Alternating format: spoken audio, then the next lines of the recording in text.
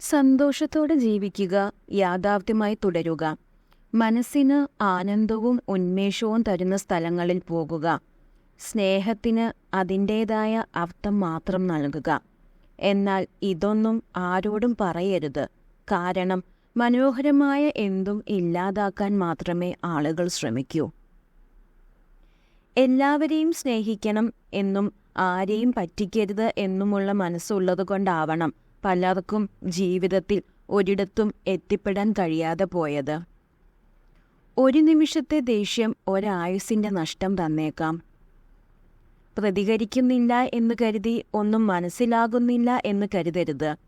ക്ഷമയോടും വലിയൊരു വിശ്വാസവും മൗനത്തോട് വലിയൊരു ആയുധവും എന്നിൽ ഇന്നും അവശേഷിക്കുന്നത് കൊണ്ട് മാത്രം ഞാനായി തന്നെ ഇന്നും നിലകൊള്ളുന്നു. ചിരിക്കുന്ന മുഖവും പിഴയ്ക്കാത്ത നാവും ചിന്തിക്കുന്ന മനസ്സുമുണ്ടെങ്കിൽ ജീവിതം വിജയമാണ്, എന്നും നിലനിൽക്കുന്ന വിജയം. ഈ വിജയത്തിനായുള്ള തുടക്കമാകട്ടെ നാളത്തെ പുലർക്കാലം.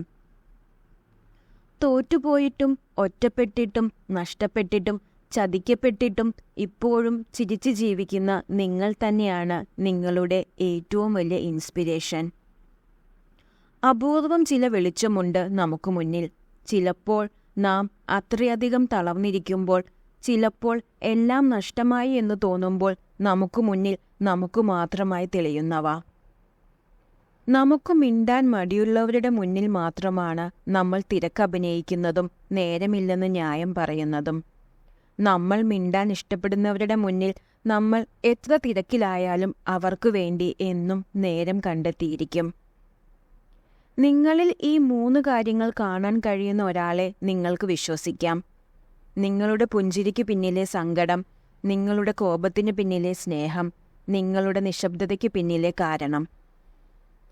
ജീവിത ചുറ്റുപാടുകളിൽ ശബ്ദമില്ലാത്തവരുടെ വാക്കുകളാകുമ്പോഴാണ്, കാഴ്ചയില്ലാത്തവരുടെ കണ്ണുകളാകുമ്പോഴാണ്, നടക്കാൻ കഴിയാത്തവരുടെ പാദമാകുമ്പോഴാണ്, മനസ്സ് കൈവിട്ടവരുടെ ചിന്തയാകുമ്പോഴാണ് ഓരോ നിമിഷവും ഓരോ ദിവസവും അർത്ഥപൂർണമാകുന്നത്.